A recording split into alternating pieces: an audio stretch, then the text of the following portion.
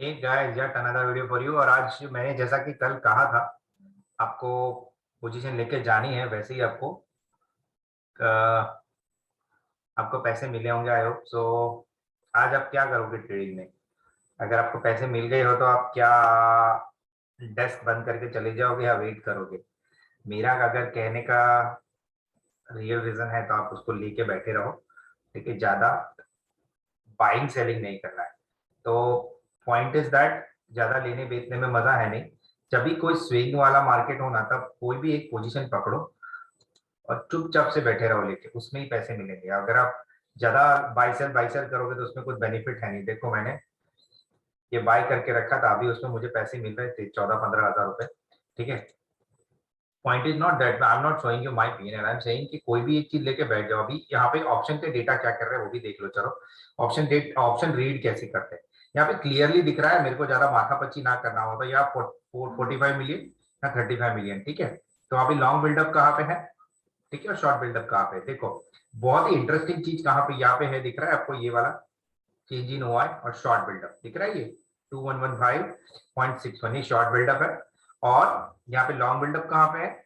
आप लोगों के लॉन्ग बिल्डअप के जो बहुत ही स्ट्रॉन्ग डेटा है वो 17,550 और 17,500 पे।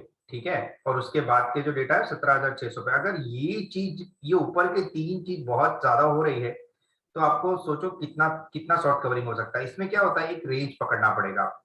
शॉर्ट कवरिंग कैसे कैलकुलेट करते हैं? जैसे मान लो आप 17,400 पे निफ्टी ट्रेड कर रहे हैं और 17,425 आया है, तो अभी एक प्रोबेबिलिटी क्या बना सकते हो आप कि 17,450 के आसपास आ सकता है। क्योंकि क्या होता है, जैसे जैसे निफ्टी ऊपर आती है ना, तो लोग जो शॉर्ट ऑप्शन बेच के बैठे होते हैं, जैसे कॉल जैसे देख रहे हो, ये दिख रहा है आपको शॉर्ट बिल्डअप है।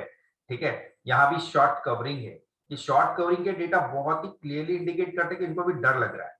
ठीक है, और शॉर्ट कवरिंग की रैली बहुत ही तेज होती है नॉर्मल तेजी से। तो अगर 17,450 आ गया तो 17,500 आ सकता है। अगर 17,400 आ गया है तो 17,450 आएगा, और 17,450 आ गया तो 17,500 आएगा। तो ये छोटे छोटे गैप्स आप पकड़ के ट्रेड कर सकते हो। मेरा कहने का तात्पर्य यह है कि कभी भी अगर 17,450 और 17,500 के बीच में ट्रेड कर रहा है, तो जो नियर बाई के गैप्स होते हैं, जैसे 17,450 पे ट्रेड कर रहा है, ठीक है, और 17,475 आ गया, तो इट इज हाई प्रोबेबिलिटी के 17,500 वाले भी भाग ही जाएंगे। क्योंकि देखो यहाँ पे अगर भाग रहे हैं, ये दिख रहा है शॉर्ट कवरिंग हो रही है, मतलब जो कॉल बेच के रखेंगे वो लोग शॉर्ट काट रहे हो, यहाँ पे भी शॉर्ट काट रहे हैं, मतलब 17,800 में भी शॉर्ट काट रहे हैं। और ये मोस्ट प्रोबेबली ये वीकली है। ठीक है, और आपका पीसीआर का डेटा यहाँ पे क्लियरली दिख रहा है। हम 1.50, जब ट्रेंडिंग मार्केट होता है तो 1.5 का पीसीआर इट इज ओके। 1.5 के ऊपर हम तेजी नहीं करेंगे, पीसीआर 1.26 है अभी, और 1.5 पे हम निकल जाएंगे। पुट कॉल रेशियो ये रहा।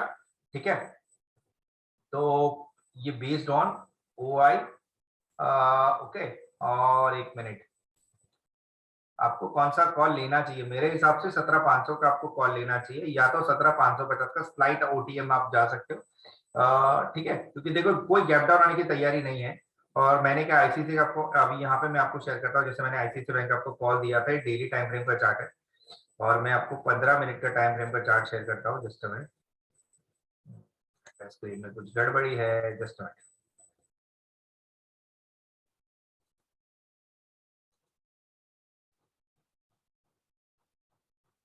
ये ठीक है, ये जो आप देख रहे हो कि मैंने बॉक्सेस बना करके, एक्चुअली ये थियरी डारवास बॉक्स की थियरी है। मैं इसकी वीडियो बना दूंगा शॉर्ट टाइम में। बट ये Darvas box theory is one of my favourite theory. तो बहुत ही सिंपल है, कभी भी कोई स्टॉक रेंज के बाहर जाता है तो उसमें बहुत बड़ा ब्रेकआउट आता है। मैं आईसीआईसी बैंक का कॉल भी आपको इसीलिए दिया था। ये रेंज, ये रेंज, ये रेंज, ये रेंज के बाद इस रेंज में आएगा, इस रेंज के बाद इस, अभी इसकी प्रोबेबिलिटी क्या है? अगर डेली टाइम फ्रेम में देखे जाओगे तो इसकी एक प्रोबेबिलिटी मैं बना सकता हूँ आपके लिए। इसकी एक प्रोबेबिलिटी अभी होती है 890, जो 894 की प्रोबेबिलिटी थी वो हो गई। ठीक है, मैंने तो वहां तक बॉक्स भी नहीं बनाया था।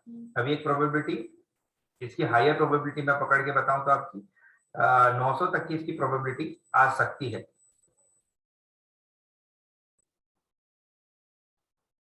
जस्ट, ठीक है, 894। हाँ, अभी एक प्रोबेबिलिटी इसकी बहुत हाई आएगी 894। ये जो मैंने ऊपर की रेंज बनाई हुई है, ये रेगमेंट लाइन पहले से ड्रॉ। कोई भी लंबा पिक्चर देखोगे तो आपको स्विंग वाले स्टॉक बहुत अच्छे मिलेंगे। और आरएसआई में तो कोई प्रॉब्लम एज एक्सपेक्टेड नहीं है, देखो। और हम यहाँ पे मैंने आपको ये एक बार ऐसे भी समझाया है, जब भी 60 के ऊपर आरएसआई होता है तो आपको कैसे ट्रेड लेना चाहिए। जस्ट मैंने,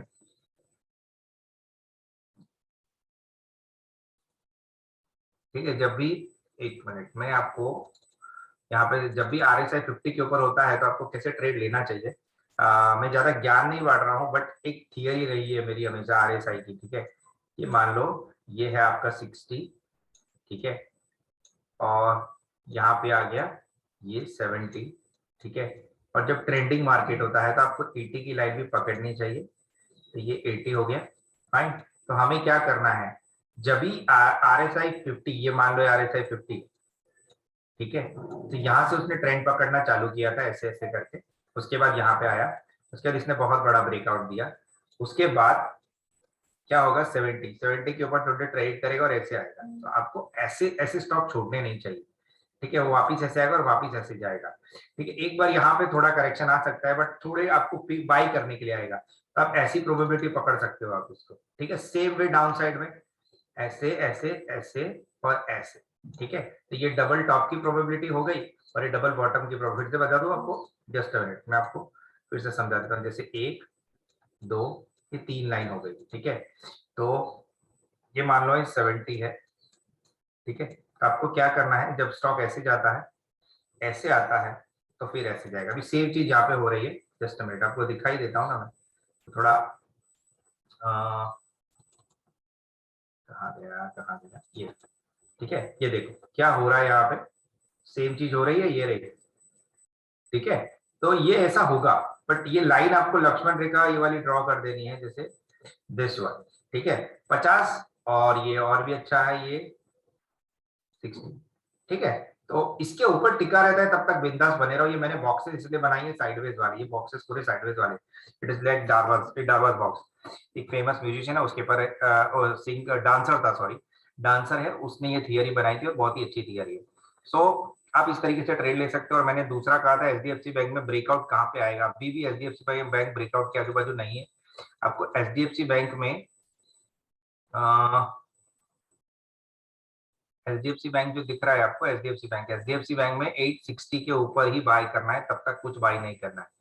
पता नहीं उसके, आपको पता, आपको अजीब लग रहा होगा क्यों 860 के ऊपर, क्योंकि उसका रेंज है। और देखो अगर आपको उसका चार्ट समझ में नहीं आ रहा है तो मैं आपको समझाता हूँ क्यों ऐसा बोल रहा हूँ। ये 5 मिनट का टाइम फ्रेम है, उसको मैं आपको 15 मिनट के टाइम फ्रेम में समझाने की कोशिश करता हूँ, शायद आपको समझ में आ जाए।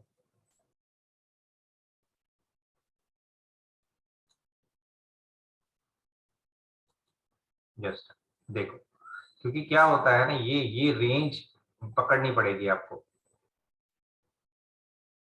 ये वाला दिख रहा है, ये स्वीट स्पॉट है 1462।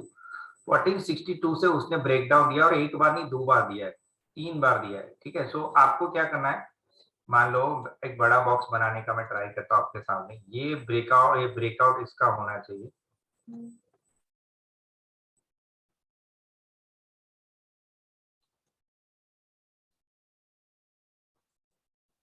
ठीक है। ये रेंज ब्रेकआउट होगा, उसके बाद ही हम बाई करेंगे एचडीएफसी बैंक को। जैसे ही ये तोड़ता है आप एंटर हो जाओ, तो आपको शायद अच्छे पैसे मिल जाए। और अगर आरएसआई देखें इसका, जस्ट अ मिनट,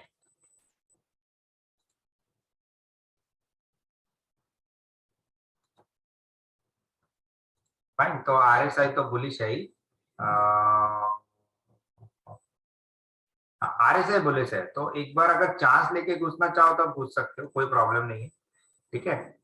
बट मैं एंटर होऊंगा 1462 के ऊपर, शायद वहां से मुझे थोड़े 25-30 रुपए का वो मिल जाएगा। और आज तो कई बड़ी बड़ी कंपनियों ने इसकी रेटिंग भी सुधार दी है, कोई बोल रहा है 2000 आएगा, कोई बोल 21 आएगा, पर रेंज छोड़ता ही नहीं है, तो क्या करें।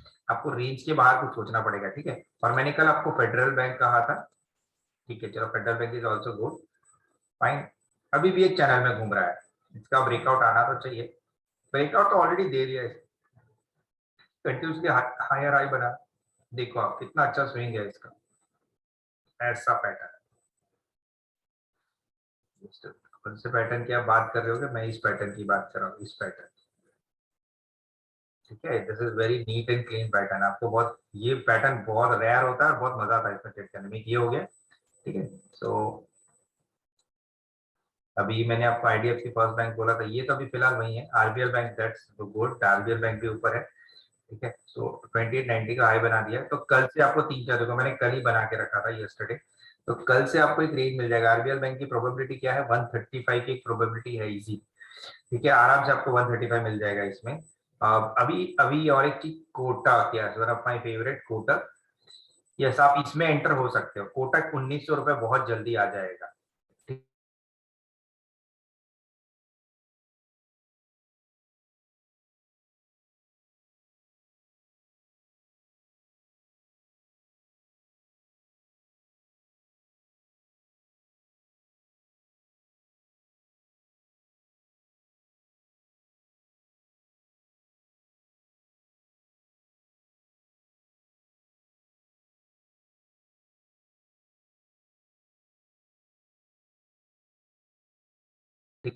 डेली टाइम फ्रेम में इसने बहुत, ओ वाह, बहुत ही अच्छा ब्रेकआउट है ये डेली टाइम फ्रेम का, आपको डेफिनेटली इसमें एंटर होना चाहिए, ठीक है, क्योंकि ये डबल बॉटम का पैटर्न एक बहुत रेयर पैटर्न होता है, आप देख सकते हो ये वाला, ठीक है।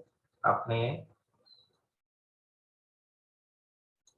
ये जा सकता है ऐसे, और शायद रिजल्ट आएगा तो ये शायद नया हाई भी बना दे, ठीक है। तो आप एक प्रोबेबिलिटी ऐसी ले सकते हो एसबीआई की, राइट, और इसके ऊपर तो चला ही गया है। सो चलो, मैंने आपको सारी चीजें बता दी, आई होप आपको समझ